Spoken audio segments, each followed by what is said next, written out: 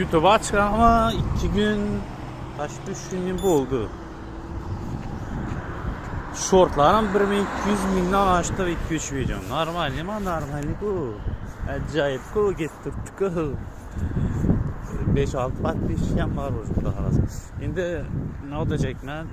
İlacı bu Amerikanski bir YouTube kanal açacak niyetim bu. Amerikanski nömür gerek oldu. İnternetten kıdırıp durma. Sim karta bolsa yaxşıdan. Sim kartda satıb alsa болады ekenden. Koşuş sel bir problema bolsa gerek bence. Şimdi времени esimiz üçün sim karta satıb algandan lучше bir Amerikanski чистый nömür bolsa, aşağı Google account açıp turup şunu açqa yaxşı. Yani pribili ko'proq da. Чем российский. Şimdi auditoriya doğru, auditoriya minus tarafı. Amerikanski auditoriya bo'ladi, russkiy emas.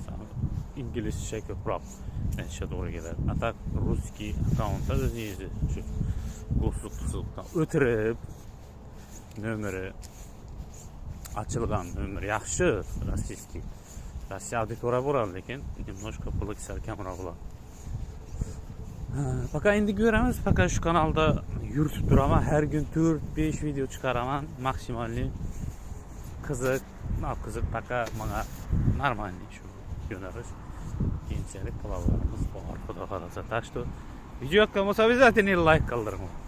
Özleriniz fikirlerinizi yazımlar, taza çıkarlar YouTube'da. Moskva'da yürgerler, Rusya'da yürgerler, misafirler yürgerler. Özleriniz fikirlerinizi bildirinler. İşlese bolam YouTube'da yok mu? Menimcha ishlasa bo'ladi, ko'pchilik ishlab turibdi. Endi maqsad ishlash emas, просто